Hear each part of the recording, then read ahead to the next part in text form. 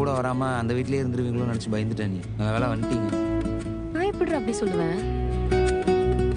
எனக்கு நம்ம வீட்டில் இருக்கிறதா சந்தோஷம். அங்கிருந்து எப்படா நம்ம வீட்டுக்கு போவோம் தான் இருந்துச்சு. நம்ம எல்லாரும் ஒன்னா இருக்கிறது தான் எனக்கு ஹாப்பி. அப்படி சொல்லுமா. எப்போதுமே ஒன்னா இருக்க கத்துக்கணுமா. அப்பதான் நம்ம மனசு சந்தோஷமா இருக்கும். Correct uncle. நான் தான் சொன்னலடா பல்லவா, நிலாவெல்லாம் என்னை விட்டு தனியா இருக்க முடியாது. மடி சும்மா சொல்லக்கூடாதுமா. உங்க அப்பா ஊரையெல்லாம் கூட்டி ஜாம் ஜாம்னு விசர்ஜனை நடத்தி முடிச்சிட்டாருமா. அத சொல்லுங்கப்பா, நல்லா கிராண்டா பண்ணிட்டாருப்பா உங்க அப்பா. இந்த சாப்பாட்டுல எல்லீரல் ஒன்று போட்டாங்கண்ணே, சூப்பரா இருந்தது. ஒரு 3 வாட்டி வாங்கி சாப்பிட்டேன். ஆமாடா, சூப்பரா இருந்துச்சு. எனக்கு ரொம்ப பிடிச்சிருந்தது. அந்த பொண்ணு நல்ல வசதி போல. அப்படிதான் போல இருக்கியா? இவ்ளோ வசதி இருக்குன்னு நான் நினைக்கவே இல்லையா. அப்பா துணி கடை வச்சிருக்கிறதா சொன்னாங்க. நான் கூட ஏதோ சின்ன கடையா இருக்கும்னு நினைச்சேன். பார்த்தா எவ்வளவு பெரிய கடையா இருக்கு. ஊடு என்ன அரண்மனை கணக்கா இருக்கு. எவ்வளவு பெரிய மண்டபம், எவ்வளவு விதவிதமான சாப்பாடு, எத்தனை ஐட்டம் பாத்தியாயா? எப்ப பாப்பா அங்க வந்த ஆளுங்களை எல்லாம் பாத்தியாயா? ரொம்ப பணக்காரங்களா வேற இருந்தாங்க. ஆனா அந்த பொண்ணு இவ்ளோ பெரிய இடம்னு நான் நினைக்கவே இல்லையா. ஏயா இப்படி இருக்கிற பொண்ணு அந்த வீட்டுக்கு எப்படியா கல்யாணம் பண்ணி வந்திருக்கோம்? வசதி விடுறி. அந்த பொண்ணு பேரு என்ன நல்லா தானே? அதுவும் நல்ல தங்கமான பொண்ணாதான் இருக்கு. ஆமாயா. அவ்வளவு வசதி இருந்தாலும் அந்தாவே இல்லாம அடக்கமா இருக்குது பாரு. அத சொல்லு. மணமேடையில நிக்க வேண்டிய பொண்ணு நம்மள ஓடி ஓடி வந்து கவனிச்சிச்சு பாத்தியா? நானும் கவனிச்சேன். மேடையில நிக்கும் போது கூட நம்மள கவனிக்க சொல்லி ஆள் அனுப்பிச்சிச்சு.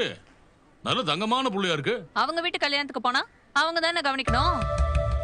அததான் பண்ணிருக்காங்க.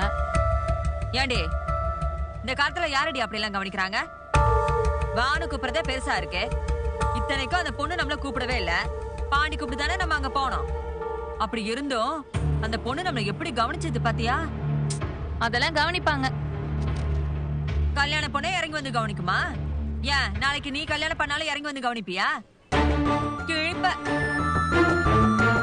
உங்க அப்பா சொன்ன மாதிரி தங்கமான பொண்ணா இருக்கு. கொஞ்சம் கூட தலகணமே இல்ல. வானதி, அந்த பொண்ணை பார்த்து கத்துக்கோ. சும்மா எப்ப பாரு ஒண்ணு இல்லாத விஷயத்துக்கெல்லாம் லபோதி பொண்ணு கத்தினே இருக்கிற. ஐயோ போதும், நிறுத்துறீங்களா? அந்த வீட்டுல இருக்கிறவங்க தான் காலையில இருந்து ராத்திரி வரைக்கும் நிலா நிலான்னு நிலா புராணம் பாடுறாங்க. இப்ப உங்களுக்கு என்ன வந்துச்சான்? இந்த திருவண்ணாமலை கதை, நிலா உங்களை கவனிச்ச கதை, இதெல்லாம் பேசுனது போதும். வேற ஏதாச்சும் பேசுங்க.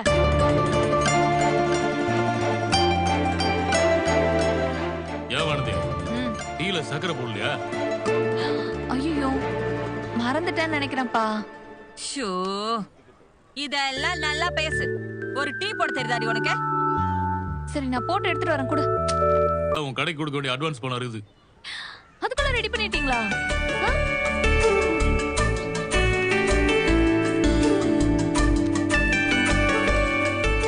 உன் நகைய சேட்டுகள்ல அடகு வச்சுதான் பணத்தை வாங்கியிருக்கிறேன். ஒழுங்கா மாசம் மாசம் வட்டி கட்டி நகையை மூட்டுக்க வேண்டியது உன் பொறுப்பு.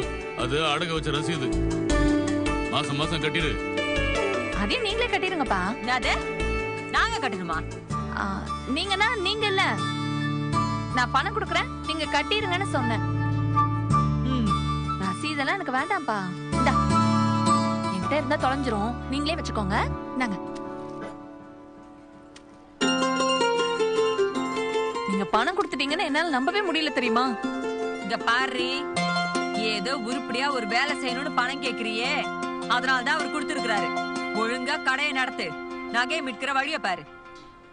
கஷ்டப்பட்டு ஆட்டோ ஓட்டி ஒரு ரூபாய சேர்த்து வச்சு வாங்கின நகமா, பார்த்து கவனமா நடந்துக்கோ. இங்க பாரு, மாச தவணை ஒழுங்கா கட்டாம நகை ஏலத்துக்கு வந்துச்சு, பிச்சு பிடும் பிச்சு.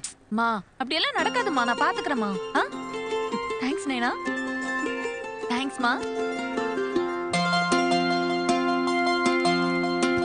மேல கொடுப்பேன். அப்ப சரி. பாண்டி ஆ? அண்ணன் கிச்சன்ல தனியா சமைக்கிறாரு. நீங்க கொஞ்சம் கிச்சன்ல ஹெல்ப் பண்ணுங்க. துணியெல்லாம் காய போட்டு நானும் வந்து ஹெல்ப் பண்றேன். சரிங்க. போ போ போ போ போய் வேலையை பாரு போ. ஓட